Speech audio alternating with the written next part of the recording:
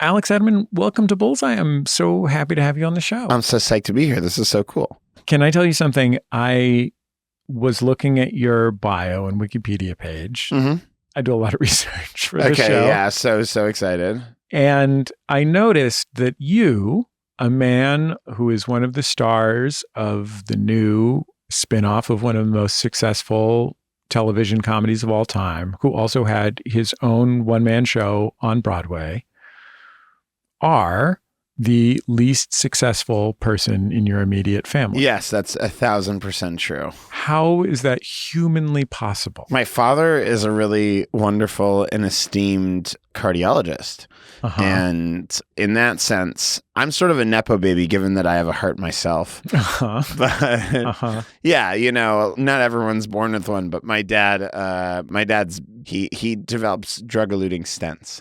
Mm-hmm. And so I do comedy about that. My mother is a very salubriously educated lawyer. She's a lovely person. And my brothers are both really, educated, brilliant folks in their own right. AJ is a former Winter Olympian who, as I understand it, is trying to compete again. They're all impressive. I'm the loser of the family. Sometimes people are like, well, you've done well for yourself. And I'm like, not by the metrics of my immediate folks. No, I'm a loser. Was there expectation in your family about what you would grow up to be? No, because I got a job at a very young age, working for the Red Sox, and I was a moron then, but it was clear that I was not going to be able to follow any sort of straight line. How young an age? 13. Wow. Yeah, the start of the Red Sox. That's illegal. Yeah, I wrote the kids' newsletter. Can you believe that? I wrote the kids' newsletter for the Boston Red Sox, and then I worked at the Dodgers and the Brewers. Wait, hold on. Was there like an application process? Did you pitch them the kids' newsletter? It was 2002. You could just show up places. Uh-huh. That was the application process. I just kept showing up. My entire life is I just kept showing up, and then people were like, "You don't belong here." I'm like, "Sucks." I'm sitting before you because members of Maximum Fun supported this show. Yes. We agreed that I would wear 90s clothes for an entire interview. So I happen to have an Oakland A's anorak from the probably early 1990s in my closet. And a Ricky Henderson hat. It's my first time meeting you. I have no idea if this is how you normally dress. I have no idea if you normally dress like MC Hammer on his day off, or on his day on, he worked for the Oakland A's. That was hence my reference. Okay, so I happen to be wearing A's clothes. I grew up a Giants fan, but my father was an A's fan. I interviewed for an internship with the A's when I was about that age. No way. I think I was 13 or 14, maybe 15. Did you get it? 14. I did not get it. I was interviewing with the Skybox team. So I think I would have just been selling Skyboxes to rich people or something. I mean, at 13 years old, that's a pretty plum gig. I loved working at the Red Sox. I loved Fenway Park. I loved being there. I could throw out a first pitch there last year, which was a nice full circle moment. You worked there for your entire adolescence, right? I was there from beginning of 03 or 02, I guess, middle of 02. To after the World Series in 2007. So yeah, from like 13 to 18. Wait, you left after the World Series like mission accomplished? Genuinely. My boss Charles Steinberg was leaving, and he called me in and he was like, "Hey, this place is done." And I was like, "What?" He's like, "After you win 2 World Series, there's only one direction to go."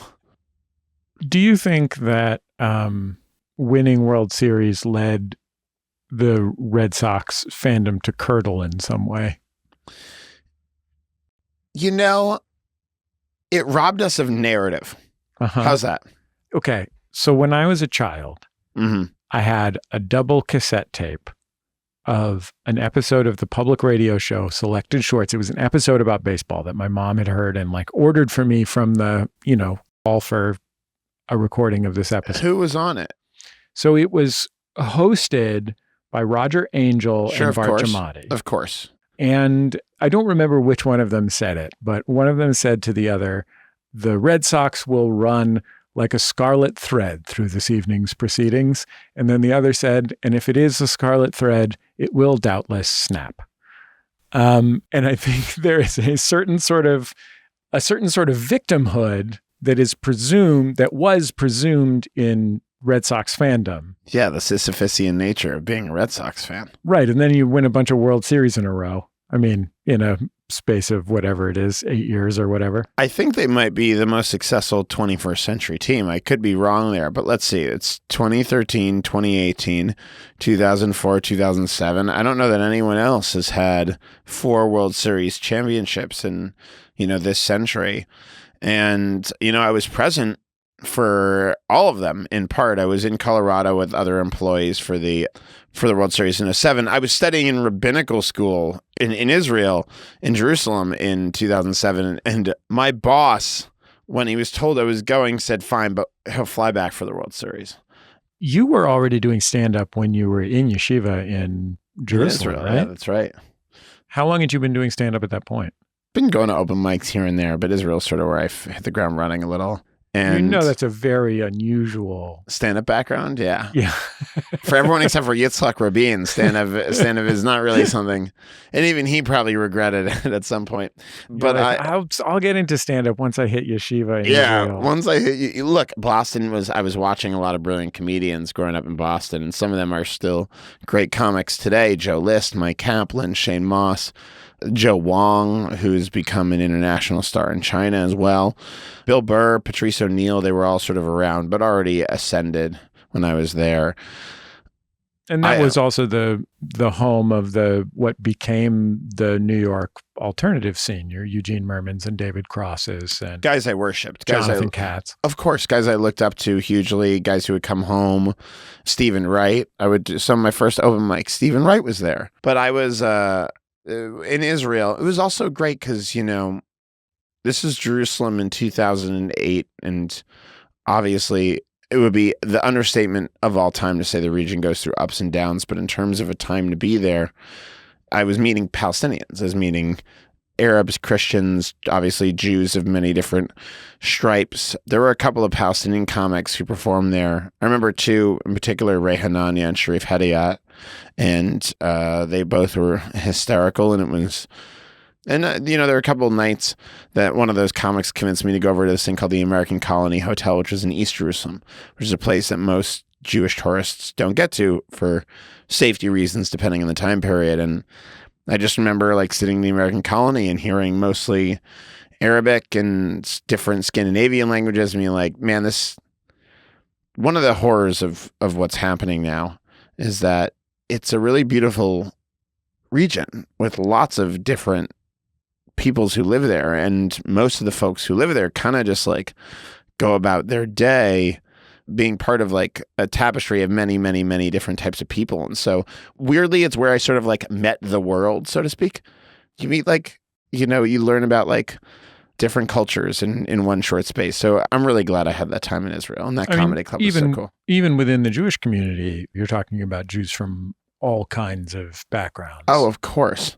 And it was you'd spend one Sabbath with the most secular Jews you can imagine if you left yeshiva, and then I'd spend another Sabbath, with people who I did not agree with on a single thing.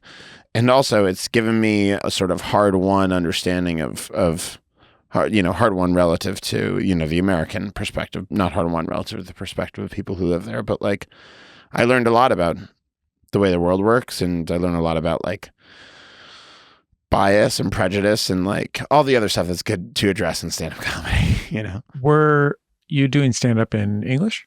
Yeah. Was everybody doing stand-up in English? There were a couple of comics doing it in Hebrew. Weirdly, you'd have some huge Hebrew comedians come in and trying it in English. There's one comic who would do comedy in Arabic mostly, came in and do it in English also. That was pretty cool. And so you'd see, it was an English language comedy club, but you get a lot of people who knew the English language was... where stand-up comedy belongs to English speakers. In Europe, European comedy comes from clowning, and stand-up comedy is almost exclusively the provenance of the English language. How did you end up doing comedy in England rather than in the United States? I did my last semester of NYU in England studying abroad, which is very rare, but and that was actually a suggestion of one of my professors in college who said, you might really enjoy the comedy scene in England. And so you should go there. And I went, and I fell really hard into the scene of people there. I really, really, really loved it. Oh my God, Josie Long. Josie Long was one of those people who's a friend of the show and a friend of yours and a friend of Max Fun. Josie had a show in England called Lost Treasures of the Black Heart, which she did, and you had to talk about unsung heroes or forgotten treasures or something like that. And I came and I did a sort of like a clubby stand-up set. And Josie was like, hey, and by the way, it went well because it's such a warm audience. And Josie sort of pulled me aside and was like, hey, that wasn't like great. Like that was a little bit like traditional. So maybe come back next month and try again and try to do something more in the spirit of the night. And I did. And I just sort of fell in love with the British, ambitious, fulsome solo show model. And in New York, I was sort of like this average guy doing 7 minutes. And I was like, I think I might be like better than this. I don't know how to explain it, but I think I might like have something to say. And I had something to say at that point about the way that millennials were perceived. So I wrote a show about it called Millennial, and I did in Edinburgh, and it went fairly well. And so because of that, I kept coming back, stayed there. When you were doing one-person shows full of ideas, arguments, and narrative, did you bring those acts to the United States and not just... Not really. Yeah. So did you have material that if you were in New York and somebody offered you 15 minutes on a show? Oh, I never stopped doing stand-up. I build my shows in U.S. clubs. I'm an American stand-up comedian. And by the way, I'm arguing for like, my shows are very like laugh heavy. I am too insecure to go for more than a few seconds without a laugh. And it's got to be like bam, bam, bam, bam. But that helped in Edinburgh, frankly, bringing sort of an American comedy club approach to a British aesthetic and content. Like I was very, very into what I would say very traditional stand-up comedy, and still am. I mean, I work out at the Comedy Cellar most nights in New York City. I'm in the clubs most nights. Yeah, I was always, all my stuff was, when it was, I'd say, fairly criticized by British people, it was for the exact opposite. For being reason. glib or it was just very comedy club. My stuff was very like joke. I love jokes. I would say that stand-up comedy doesn't necessarily need to be funny, but my stand-up comedy definitely does.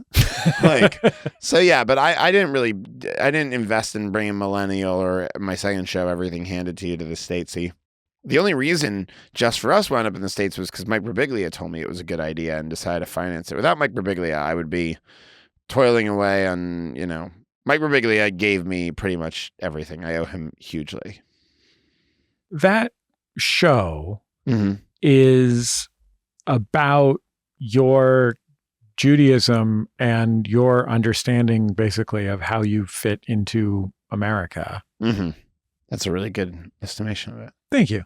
I enjoyed it very much. Thanks, man. And how did you come to that subject? The framing device of the show and a lot of the narrative of the show is about you going to a white power meeting, basically, just out of a sense of I dare myself / curiosity / whatever. I got to jump in the cold ocean or whatever. Sure. But a significant portion of it came from spending so much time outside of the United States. So people are always like, your show's about anti-Semitism, but it's about assimilation. And also it's about how I went to this thing and, there was this conversation, if you'll remember, where people were sort of obsessed with whether or not Jews qualified as white. And to me, it was always sort of an easy answer, which was reflected by growing up in Boston, which is, by the way, I can answer the question for anyone who asks it by asking, do you think being white is good? Like, if you think being white is good, then Jews are not white. And if you think being white sucks, then Jews are the whitest people who've ever existed. In fact, they might be more white than white. Like Jews, it is a really interesting thing because Americans see things in a really fascinating binary. Rich, poor, powerful, not powerful, black, white, and those things are often paired.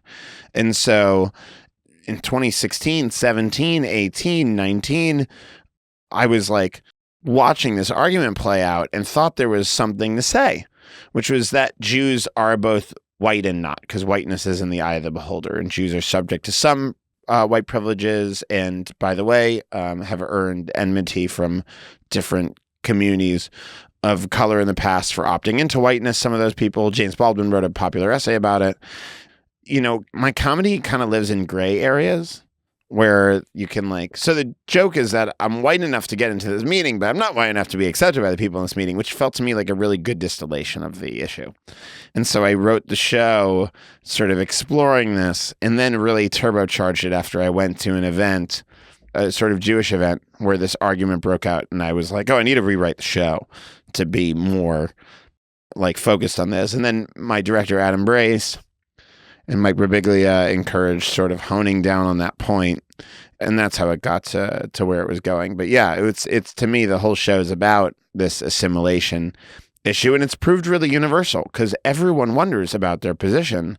I've never written anything so universal. Like, I hear from people, not just Jews, like Black people, white people, Christians. One guy wrote me saying, I'm from a family of musicians, and it felt like you're writing just for me. Like, it was a very interesting response to the show. I feel like we are in a unique time in the multi-millennial history of anti-Semitism, in that in my lifetime, there was a time when I felt like, well, gosh, Jews are on the road to full assimilation. I don't notice which of my friends are or are not Jewish. Totally. And that was 15 and 20 years ago, not that long ago.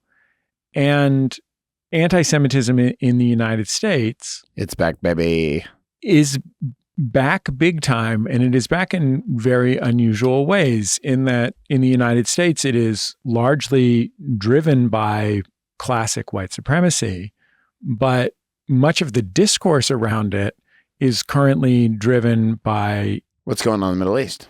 And also evangelical Christianity, a community where there is a significant portion of people who believe that certain conditions about the existence of the state of Israel are required in order for Jesus to come back.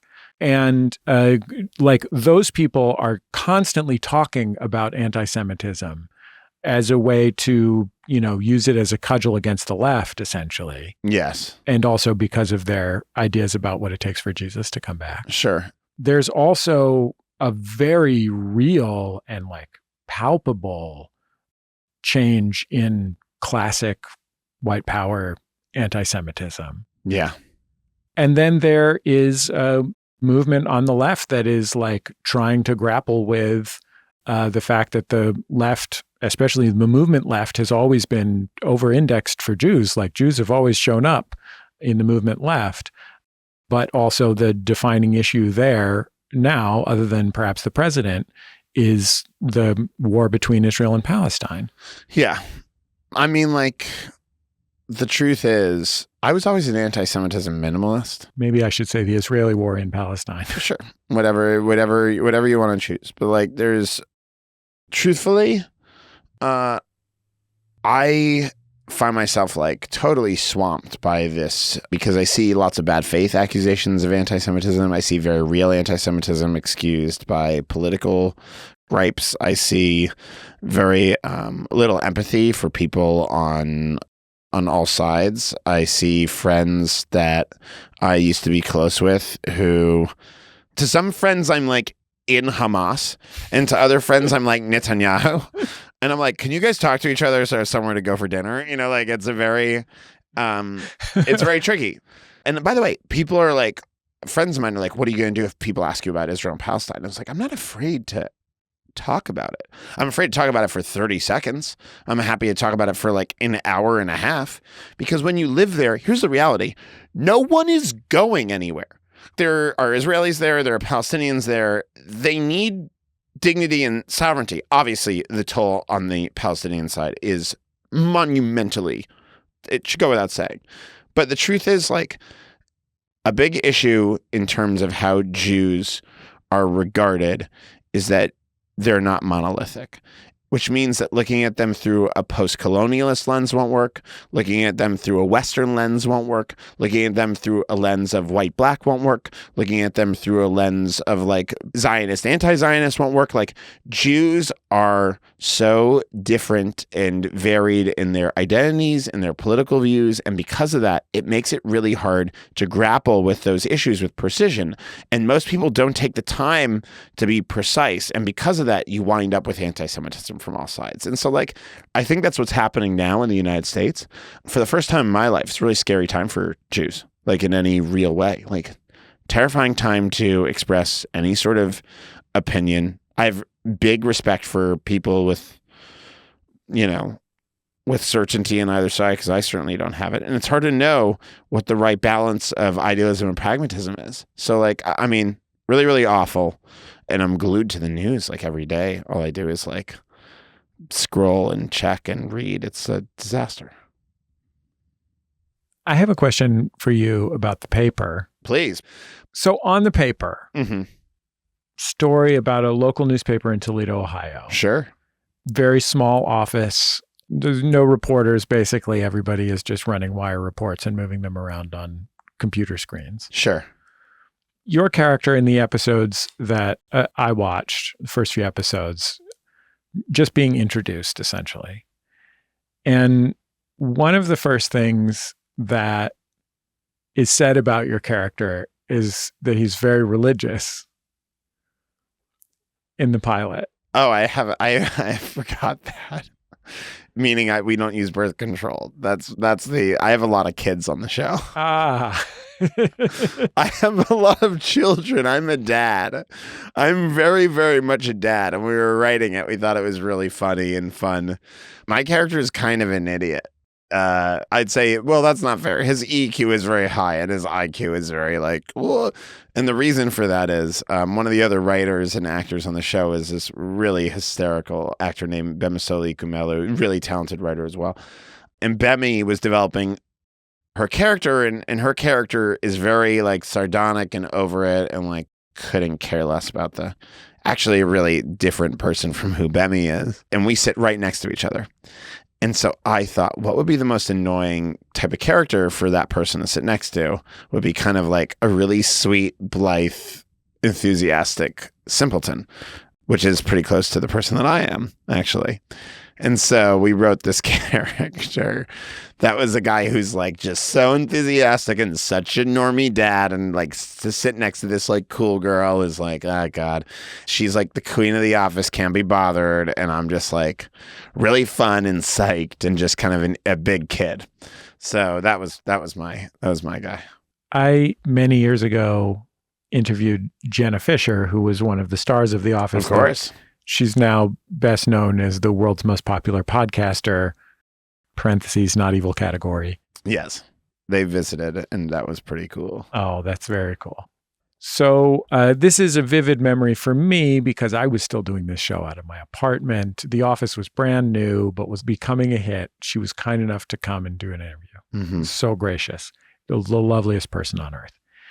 And one of the things that I remember hearing from her that stunned me, because I hadn't thought about it, was if a show is a documentary style show set in an open plan office, that means everyone's basically on camera for 80% of the scene. Sure. And like maybe in later seasons of The Office, there's more adventures. I know where this is going.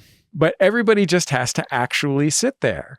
And not only that, but many of the people who were sitting on camera were also contributing to the writing, and all of the peoples were contributing their own personae and skills to the writing, essentially, even if they weren't putting pen to paper or typing on a keyboard, right? Yeah. And I'm like, this is a very particular way to make a television show, putting everyone on camera all the time. They didn't even have internet, so they had to play solitaire on their computers. That's right. But like putting everyone on camera, and rather than fitting the cast to the writing, fitting the writing to the cast. It's really cool. In my opinion, it's a good way to make a TV show. Everyone's watching the cuts. And by the way, like I hope this is going to be interesting, as opposed to too granular. But like, if you're a storyteller, I do think this is interesting. I was watching the cuts. And by the way, making a show like The Office, you write a lot of stuff that winds up on the cutting room floor, which is totally fine because you find something isn't exactly in character, or you find something's not on story, or your cuts come in long and you have to cut down like everybody else. And by the way, I imagine that with The Office, in fact, I know there were extended play cuts, right? You can go online and see in our show, which by the way is not a spin-off, but it's set in this sort of same universe, right? It's in the Greg Daniels cinematic universe. It's in the Office universe. Mm-hmm. I found a lot of our cuts showing moments that weren't scripted, unforced moments, reaction shots that were there as people react, and a lot of the stuff that I've never seen such a clear example of editing and post-production being a huge driver of story. Because I worked on multicams where you'd film something and then it was airing a few days later. And you're like, oh my God, this is such a quick turnaround we shot the show months ago, and watching the cuts, some scenes are totally different. They're just paced up. Some scenes breathe in a way they didn't. And a lot of that is different people doing their thing, the documentary crew deciding when to put stuff in, and being conscious of the cameras and sort of understanding them as second characters in the scenes that we're in was a really new, unique, fun acting challenge. Are you self-conscious about the combination of warm room and cold room that comes from being whatever the relationship is between this show and The Office? Because people love The Office. Somehow there was a second round of loving The Office that was even bigger than the first round of loving The Office. It's along with Friends, I would say, probably the iconic show of the streaming age in terms of reruns. But that means that people are so excited to see this show that comes from that world. They're also like, well, this will never be as good as that thing I loved watching 200 episodes of in a row in 3 days. It's a new show. The show is a new show. It's not like a spin-off. It's not a reboot. It's a new show that's set in it. It's not like an extra season of The Office. This is I don't bother to correct people that much when they're when you said a spin-off of The Office at the beginning, I was going to be like, excuse me, it's not. But it's not a spin-off of The Office. Well, there's embargoed things I'm not supposed to say about it that are things that I would say it's reasonably accurate to describe it as a spin-off, even though I understand why you would meaning Oscar's in the show, which Oscar is a thing, Nunez is in the show. Which is a thing we can talk about, and it's a neat connection. But am I nervous that people won't like it as much as The Office? Of course they're not going to like it as much as The Office. This is the show they like the best in the world. I've been it's the best show in the world, but they didn't like much of The Office as much as they liked The Office. Of course, but look, it was the coolest thing in the world to get to work on, and frankly, I took the job partially because of the people, right? I want to work with Greg Daniels. I wanted to have a chance at and also seeing this really specific craft challenge is to do something that's with the same spirit of The Office, but also new. I remember sometimes we'd come up with something and be like, well, we did that on The Office. I don't know. It felt like a cool way to make television. Am I nervous about the response? It'd be nice if the response was enthusiastic. But also, I promise you that if you don't feel like watching the show, no one will come to your house and make you. I do, as an Office fan myself, I like the show, so hopefully other people share my reaction. But am I nervous? Sure. This show is co-created by Greg Daniels and Michael Coman. And I've met Michael once, who came to a screening of my favorite movie that I hosted, 1,000 Clowns. And he was so... What's 1,000 Clowns? He was so nice. A wonderful movie. We'll talk about it after the show. But he was so nice. He came with my friend Brian Stack, another of the nicest people. So I have nothing but wonderful things to say about Michael Coman, comedy writing legend. Mm-hmm. Greg Daniels has created several of the greatest television shows of all time. 1,000%. And has made major creative contributions to others among the greatest television shows of all time. Mm-hmm. When you're in a writing room with somebody like that, what is an example of something that you learned from the experience? Oh my gosh. There's a thing you're reminded of in every writing room, which is sometimes there's just a smell test. And you're like, it should work and it doesn't. Or it shouldn't work and it does. The other thing is that characters really I can't explain it, but it's so much more paramount than sometimes it felt like we'd be writing just like jokes, and I'd be like, that bit's not going to last because it's like not on character, and not only it feels like it's on character, but it isn't. And also, I think Greg and Coman don't want to punish viewers. Like there's an example, we were talking about something else, a different cultural offering. And it felt like that in this other cultural offering, they had made an artistic choice that sort of punished the character and punished the audience for rooting for the character. And I just sensed the distaste for that, which was like, in The Office, I think they actually let you have candy sometimes. And in like the British Office, I feel like they don't always let you have candy. And in British TV, in like, I think the reason... There's a meta candy, which is the romance in the British Office, which is very real and is a sort of full narrative in a way that you couldn't do in an American sitcom necessarily. 1,000%. But I think one of the reasons that people like The Office isn't just that it's funny and the characters are beautifully rendered, which they are. There's also like, these are people doing their best and things sometimes work out for them. And like, in our show, it was nice to be writing a grounded show where the characters are doing their best and sometimes things work out for them. Like, that's a charm and wholesomeness. Too much stuff makes it treacly and too little stuff makes it cynical. And Greg and Coman had a real ear for the right balance of that. That's what it was. Like, sometimes you'd do something, or you'd pitch something, and you're pitching it not just because it's funny, but also there's something narratively satisfying about it. And that was a thing that really felt like had top trumps on our show.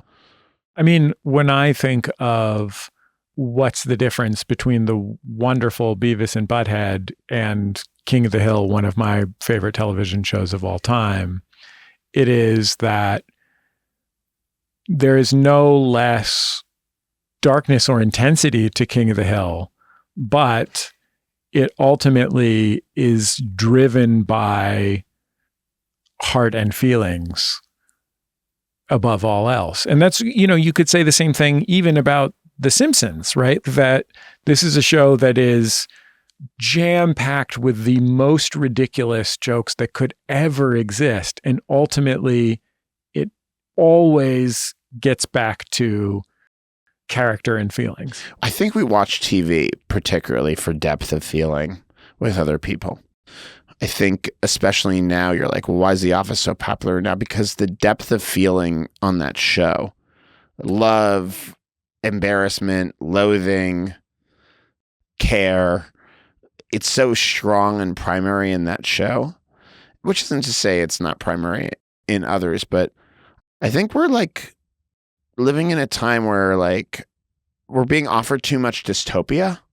I'm out on dystopian shows. Done. Finished. Zero. Give me middle-topias or utopias with reality in them. Like, I was watching Star Trek, the original Star Trek, which I had never really seen. And I finished an episode and it started offering me dystopian shows. The algorithm was like, you want some dystopia? And I'm like, I just watched a show that's like truly diverse from the 60s, like a utopian ideal of people working together. It's like a feel-good show, Star Trek. The original Star Trek is like wildly positive. And the algorithm is like, you like Star Trek, you want to see the end of the world. And I'm like, no, I don't. Comedy should make people feel good. I don't know. That goes back to like wanting to be in the toy department of life. And like, you ask about like, I think the show is part of the, will it be for everyone? Most shows aren't for everyone, but like, I want to be in the toy department here. And like this show, it could be a nice toy. Well, Alex, thank you so much for taking all this time to talk to me. Not at all. What a delight. Sorry to get so in the weeds on certain stuff.